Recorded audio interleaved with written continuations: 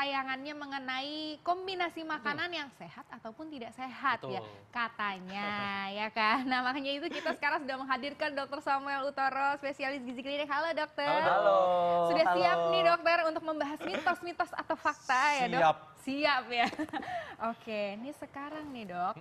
Ini yang paling happening ya, Iya. yang paling happening itu nasi. Biasanya kalau orang Indonesia banget nih ya, nasi lauknya mie. Gitu ya. Ini siapa nih yang kayak gini? Ayo ngaku semuanya. Dulu kayak pernah saya deh. Ngaku. Dulu pernah ya. Dulu pernah kan ya? Belum makan nasi kalau belum makan rasanya. Belum makan nasi itu rasanya belum makan. Gimana nih dok? Jadi ini sebenarnya kalau Anda sudah makan mie, Anda tambahin lagi nasi, itu artinya Anda makan double karbohidrat. Nah, itu dia. Padahal kita ada komposisinya. Jadi ada karbohidrat memang harus makan, ada protein, ada lemak, ada lagi vitamin, dan mineral dan yang mengandung serat, yaitu sayur dan buah.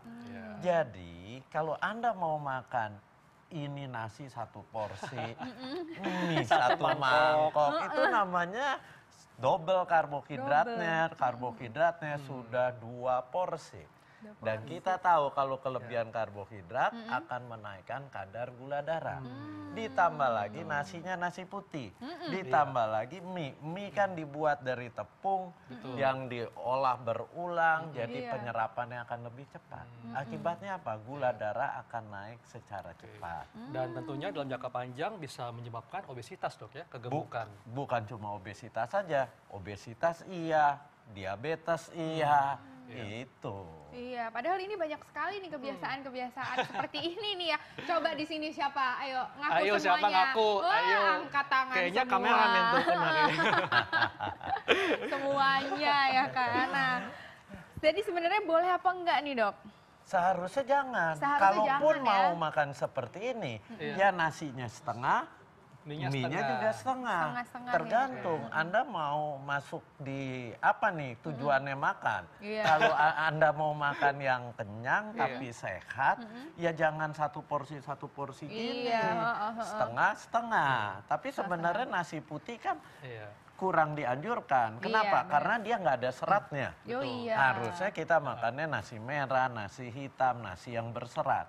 Itu akan lebih menyehatkan buat tubuh Anda. Betul Berarti banget, harus Dok. pandai-pandai memilih makanan dan juga Ya. pandai-pandai mengkombinasi makanan Iya. ya dok ya. Nah, ini seru banget ya. Dan kita nih masih ada topik yang mau kita bahas ya. Katanya memakan udang dan jeruk ini nggak boleh. Ini kan Iya. banyak beredar di grup WhatsApp Grup ya. WhatsApp banyak Bisa banget. bikin kematian katanya. Nah, kita akan bahas sesaat lagi tetap di acara Ayo hidup Dosen. sehat.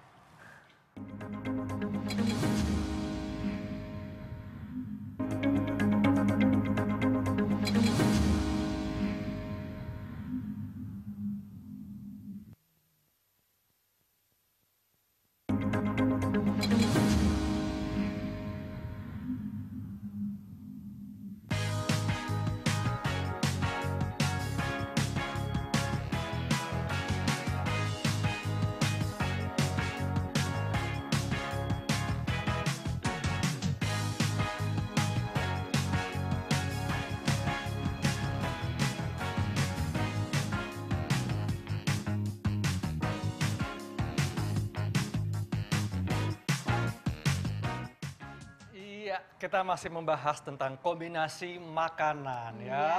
Tadi Dr. Arlin yang banyak beredar di grup WhatsApp nih ya. Yes. Jadi kalau makan udang sama jeruk atau di jus jeruk juga ya, ini katanya bisa menyebabkan kematian katanya. Iya, saya juga pernah baca tuh dok ya di grup WhatsApp suka dibilang gini, udang itu mengandung arsenik dan juga si vitamin C yang ada di dalam jeruk itu, kalau Iya. misalnya ketemu sama asam lambung itu bisa katanya menyebabkan kematian. Katanya seperti itu dok di grup Betul nggak, Dok? WhatsApp. Coba, Dok, diluruskan, Gimana dok? Dok. Diluruskan dulu Itu dok. mitos. Nah tuh mitos kan. Iya, Ya. karena memang benar di dalam jeruk itu terkandung vitamin C Ya. yang cukup tinggi.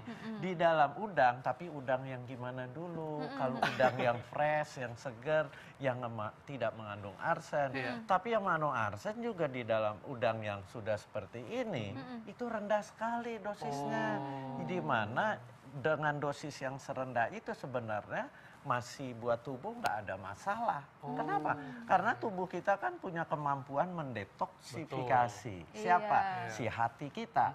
Nah kemudian soal campuran arsen dengan vitamin C itu dapat menyebabkan kematian Iya, atau itu keracunan. Iya, iya. Emang benar, tapi dosisnya berapa? Tinggi sekali arsennya. Bukan dengan dosis yang ada di bahan makanan gini. Iya, iya. Dia baru akan bereaksi kemudian menyebabkan kematian. Memangnya Anda mau makan udang satu Iya, ya, karung? 1 ton gitu. Nggak mungkin ya, nggak Dok, ya. mungkin Oke, juga. jadi ini nggak benar, Dok, Jadi ya? nggak benar. Ini benar-benar mitos. Jadi Mitos, tidak ya. sebabkan apa-apa Nggak selama apa-apa. rendah sekali, Dok, ya. Iya, arsenik. Iya. Memang rendah kalau ya. dari bahan makanan ini. Yang bisa keracunan kan kalau dia diekstraksi, Ekstraksi baru. dibuat, Heeh. arsennya dosisnya Oh, tinggi. berarti ini kalau misalnya dapat grup WhatsApp gitu ya, jangan dikirim lagi ya, jangan ditelan bulat-bulat ya, stop Difilter udah mata dulu. rantai mitos-mitos itu. Oke, selanjutnya nih. Ada nih mitos fakta yang beredar di masyarakat. Lemon dan pepaya jika dimakan bersamaan dapat membuat anemia. Mitos atau fakta, dokter? Mitos. Mitos. Wah, kenapa tuh, Dok? Kenapa? Karena di lemon dan di pepaya tidak ada zat yang mengganggu penyerapan daripada zat besi. Kita tahu yang membuat kita tidak anemia, sel darah merah kita Iya. cukup, itu bahan makanan yang mengandung zat Zat besi. besi.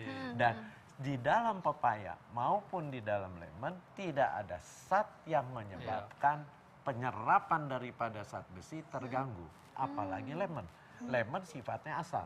Dengan sifat asam itu justru dia membantu penyerapan Iya, makanan yang vitamin C mengandung ya, Dok, zat ya. besi. Oh. Makanya ada orang kebiasaan Iya. kalau pagi itu minum jus jeruk. Tujuannya apa? Ya itu mencegah anemi supaya penyerapan zat besi dari bahan makanan setelah minum jus jeruk itu akan lebih bagus. Oh Gitu, iya, Dok, jadi ya. sebelum makan daging, sebelum makan brokoli, kita minum dulu jus jeruk gitu ya, Dok ya.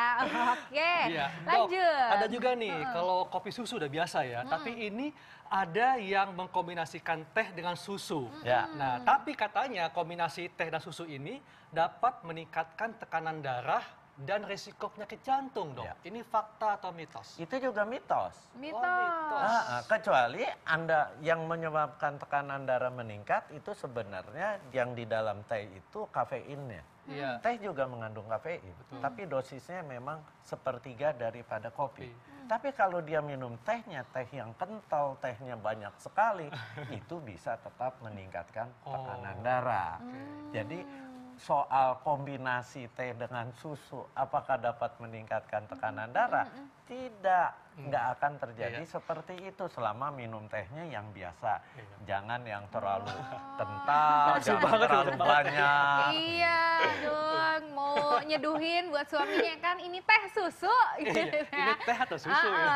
Oke, ini ngomong-ngomong soal susu nih, Dok. Ya. Depan kita sudah ada susu dan ini juga Kan? banyak yang Ya. beredar bahwa kalau katanya kalau minum obat nggak boleh pakai susu. Ini mitos atau fakta nih? Ini juga mitos. Mitos. Mitos. Hanya ada beberapa obat yang memang penyerapannya akan diganggu Iya. oleh si susu.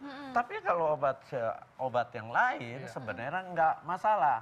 Obat apa yang diganggu penyerapannya oleh Iya. susu itu? Yang diganggu adalah golongan antibiotik tetrasiklin. Itu udah zaman dulu Iya. tuh antibiotik Iya, udah jarang juga ya tetrasiklin. ditemukan Sekarang udah sekarang jarang ya, Dok, juga. ya. Nah, kalau diminum dengan susu itu penyerapannya Lebih lambat. akan lebih lambat dan lebih sedikit. Jadi akan Efektivitas terganggu. obatnya memang terganggu. Iya. Tapi sejauh ini berarti cuma itu aja, Dok ya? Iya, nggak masalah. masalah. Silakan aja Kalau minum obat dengan minum teh, Dok, gimana? minum obat Dengan teh? nggak apa-apa juga, nggak masalah. Tapi ada satu sebenarnya yang akan terganggu, tablet kalsium. Tablet kalsium jangan diminum dengan Teh. teh. Teh. Karena dia akan diganggu oleh siapa? Di dalam teh itu kita tahu ada kafeinnya, Betul. ada tebainnya, ada oksalatnya. Nah itu yang akan mengganggu penyerapan suplemen kalsium Anda. Jadi dengan kopi juga nggak boleh, Dok, ya? Minum tablet kalsium dengan Ya, kopi. karena kopi itu kan kafeinnya tinggi. Tinggi, ya. Lebih tinggi lagi ya. Oke. Nah, next kita masih punya mitos atau fakta. Makanan makanan tinggi kandungan protein sulit untuk dicerna, mitos atau fakta? Jadi gini, kalau pertanyaannya sulit untuk dicerna, itu fakta. Tapi apakah dia akan mengganggu proses pencernaan? Tidak. Kenapa? Karena ada urutannya tuh bahan makanan untuk dicerna di lambung. Apa urutan yang paling cepat lewat? Adalah karbohidrat. Karbohidrat dicernanya cepat, hanya sekitar 1 sampai 2 jam. Kemudian protein, lebih lama, 3 sampai 4 jam. Nah, yang terakhir sebenarnya yang paling sulit untuk dicerna adalah si lemak. Makanya Anda kalau makan tinggi protein, makan tinggi lemak, itu kenyangnya akan lebih lama. Betul, Dok. Tapi itu bukan terjadi suatu proses pencernaan yang mengganggu pencernaan, tidak. Tapi proses mencerna di lambungnya dia lebih lama. Jadi pada tahapan pencernaan mekanik namanya. Mekanik itu penggerusan oleh dinding lambung. Nah, tapi begitu dia sudah turun ke usus ya sama semua.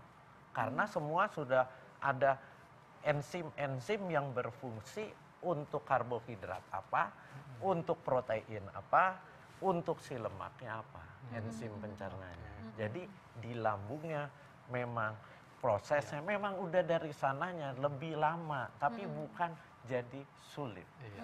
Jadi sudah dari sananya, Dok, ya, sudah seperti itu ya.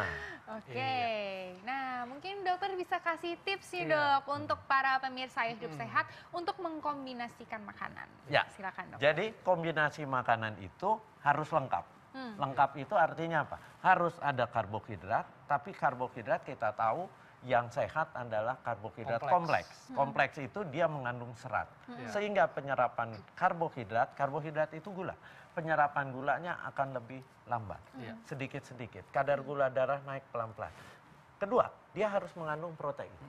Protein itu sangat berguna bagi tubuh kita. Untuk apa? Untuk regenerasi sel, untuk bangun dan memperlama proses pencernaan. Ketiga, lemak. Nah, tapi lemak yang sehat. Apa tuh, Dok? Lemak sehat itu nih, lemak yang namanya asam lemak omega 3, banyaknya di ikan ya. Kemudian asam lemak omega 6 seperti di jagung, di kedelai, kemudian asam lemak omega 9 di apa? Di olive oil, di buah alpukat, di kacang-kacangan. Nah, itu harus cukup banyak. Jangan lemak yang jelek. Yang jelek apa? Minyak gorengnya makanannya direndam di dalam minyak yang berlebihan. Udah gitu minyaknya dipakai berulang kali. Kemudian santannya yang dimasak dipanaskan dengan waktu yang lama. Kemudian lemak-lemak daging apa. Nah, itu lemak-lemak yang jelek. Tapi itu sudah 3 makanan utama, ditambah lagi apa? Serat. Serat adanya di mana? Di buah dan sayur. Nah, di samping serat buah dan sayur bagusnya mengandung apa? Vitamin, mineral, dan yang bagus lagi dia mengandung antioksidan. Yang namanya zat warna buah, zat warna sayur, itu yang disebut phytochemical. Sangat berguna bagi tubuh kita. Jadi makanan harus seimbang, makanan harus lengkap. Itu kandungannya. Nah, Dok, kalau gitu apakah ada nih makanan-makanan yang sebaiknya tidak dikombinasikan atau dimakan bersamaan? Sebenarnya nggak ada. Makan aja contoh. Anda makan buah. Katanya makan buah harus duluan. Enggak begitu. Mau makan buah duluan, mau makan buah sambil makan. Anda makan nasi, terus makan lalapannya buah mangga muda. Silahkan aja. Apa-apa, Dok, ya? Setelah makan juga makan buah, makan aja. Kenapa? Karena semua makanan prosesnya akan ditampung dulu di lambung. Bukan dimakan langsung turun ke usus. Nggak ada cerita. Itu semua ditampung di lambung mengalami proses pencernaan namanya pencernaan mekanik. Digerus. Dicampur dengan asam lambung, digerus, dia akan jadi bubur. Bubur itu namanya kime. Nah, bubur itu yang akan turun perlahan-lahan melalui pintu yang namanya sphincter pylorus. Itu akan buka tutup sendiri pelan-pelan. Nah, jadi nggak ada cerita makan ini nggak boleh ini. Orang di lambung juga dicampur. Jadi Pokoknya semuanya ujung-ujungnya boleh. bakalan dicampur tuh ya dok Campur ya. aduk. Jadi boleh aja dikombinasikan bersamaan makannya, tapi ingat nggak boleh berlebihan ya. Iya, Ya. dan juga harus menu yang lengkap ya dok Ya. ya, Setuju. yang Ya. harus adekuat, yang harus Betul bernutrisi sekali. tinggi ya dokter ya.